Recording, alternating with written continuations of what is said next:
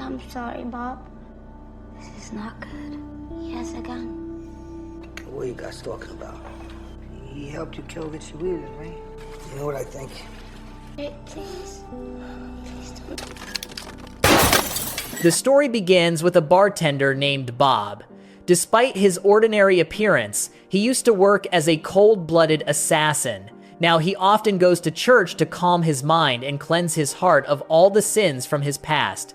One night, when he came home from work, Bob found an injured dog in the trash can in front of someone's house. As he was about to look at it, the owner of the house, named Nadia, called him from the back door.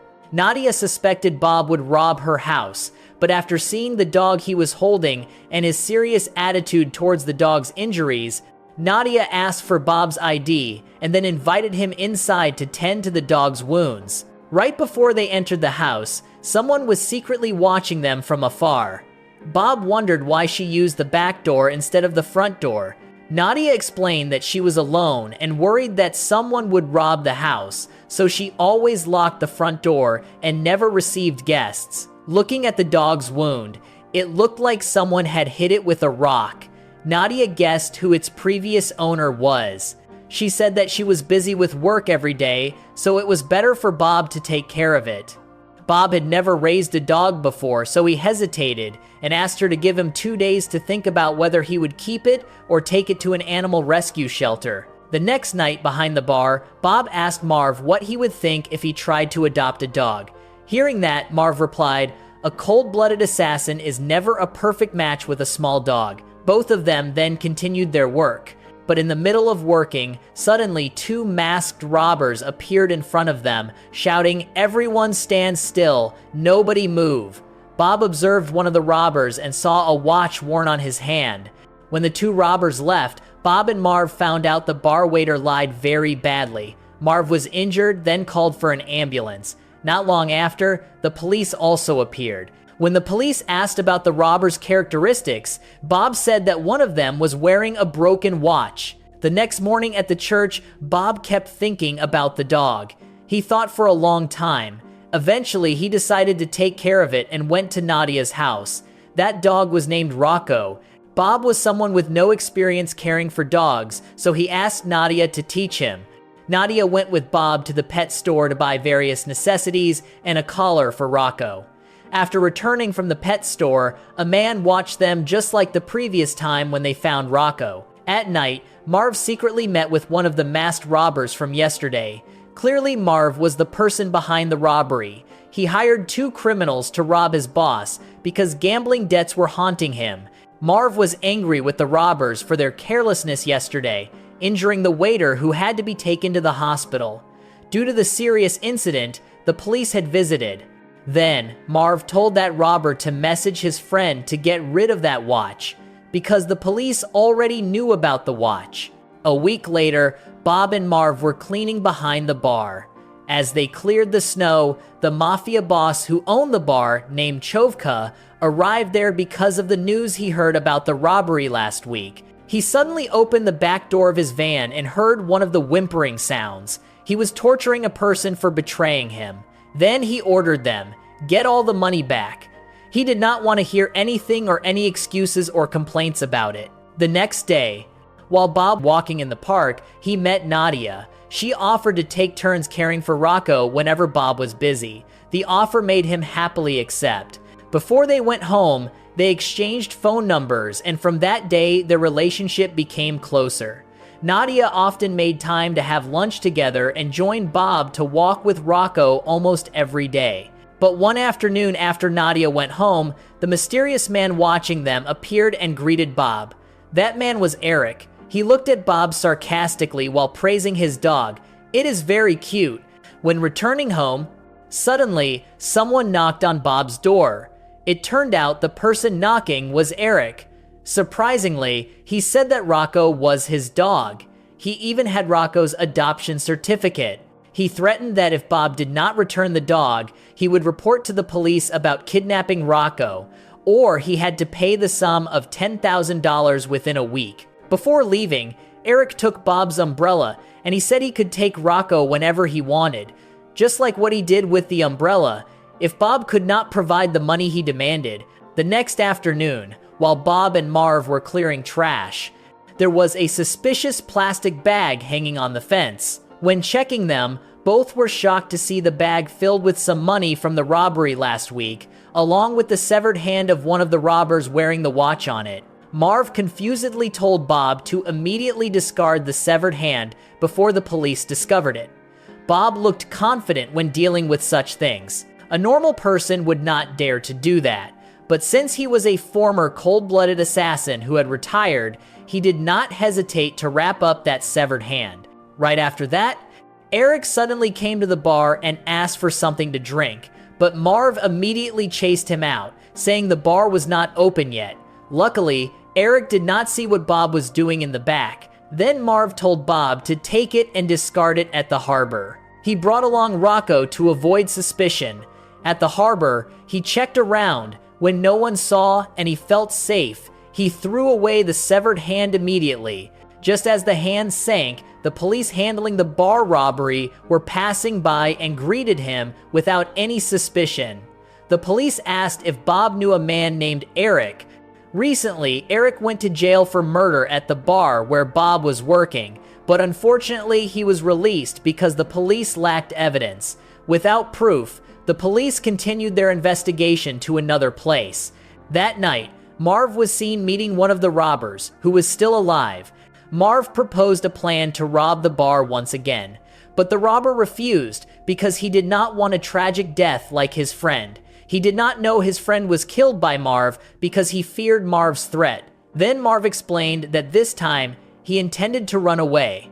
Marv said, "Doing it this time is the last time." Although Marv tried to persuade him, he still refused. Finally, Marv had to kill him because he had heard about all his plans, to keep the plan secret and avoid leaking information.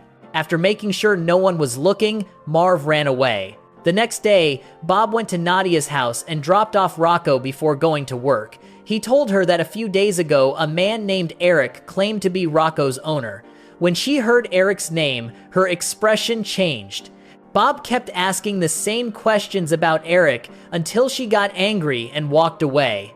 At the bar, he was upset because of Nadia. Bob asked Marv and other customers in the bar about how to handle a sulking woman. Everyone laughed and said that no man could handle women in a bad mood. Not long after, Chovka came to the bar and demanded the return of the money robbed a few days ago and told the bartender that there would be a money laundering operation transacting in the next 2 days at the bar. When Bob returned home, Nadia was waiting for Bob in front of the house. Bob invited her inside, and that was when she explained everything. Eric was an ex-boyfriend who had hurt her.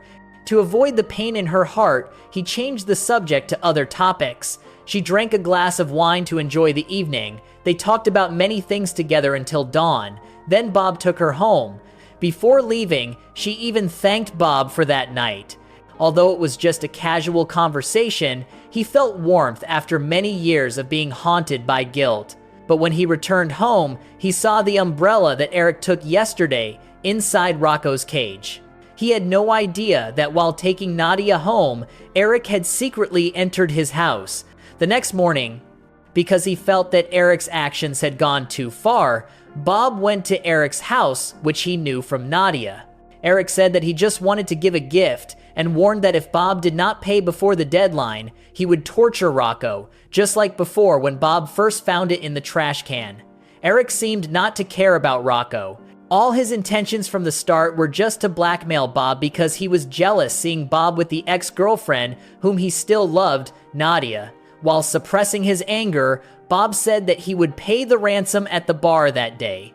The next morning, Bob discovered that Marv was sick and decided to visit him. While sitting on the chair, Marv told him that he would need to rest for one more day, taking the next day off, so he would not be there to help Bob manage the transaction money at the bar.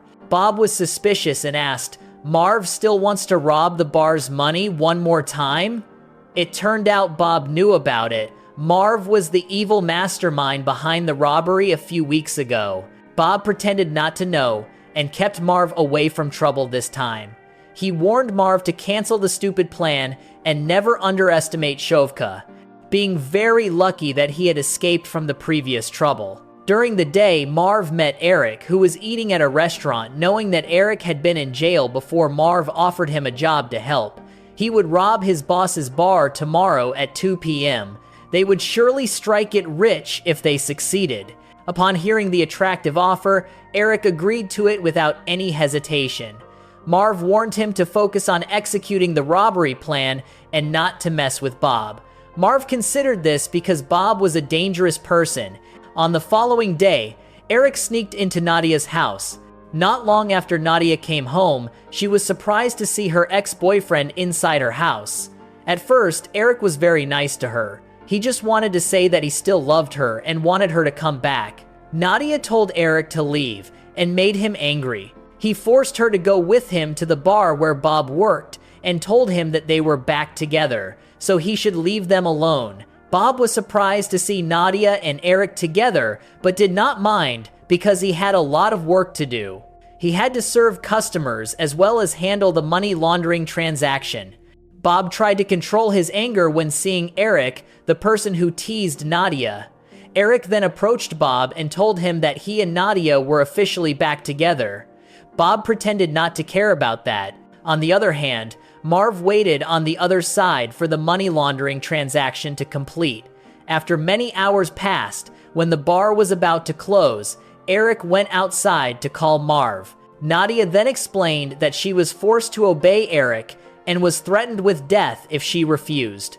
When Eric returned, Bob gave the ransom money that Eric demanded, but instead Eric told Bob to take all of Chovka's money out of the safe safely and threatened him with a gun. Strangely, Bob was not afraid at all. He looked very calm and started to calmly recount his dark past as a ruthless gangster. His innocent look now was his penance for his sins in the past. Every week, he diligently attended church to repent and become a better man. Bob felt pity for Eric. Instead of taking all the ransom money, he tried to wake the sleeping beast inside Bob, and the result was he was shot dead. So you gotta open the safe. I kill what you will, alright? Nadia was shocked to see the man she loved kill someone right before her eyes. Bob tried to explain everything and asked her to go home. It turned out Chovka knew Marv had planned the robbery this whole time and ordered his subordinates to kill Marv while waiting for Eric to come out of the bar. The man shot Marv right on the spot. After cleaning up Eric's corpse, Bob reflected on everything he had done. Since the shooting, Bob never met Nadia again. Although Chovka promoted Bob to bar manager to replace Marv, it did not make him happy. Every time he washed his hands, he felt the guilt spreading inside him. He even felt the pain in his heart, much more than that. One day, he could not suppress his emotions anymore. He went to visit Nadia because he missed her so much. He asked her to take a walk with him and Rocco. He told her to choose to go inside and get ready to go with him, or stay inside and he would never come back. She went into the house without saying anything. Seeing the woman he loved walk away, Bob felt heartbroken. He was afraid that Nadia would not return, and that meant he had to leave her forever. Bob stood there waiting, until finally, the sound of Nadia's shoes also rang out. The movie ends here,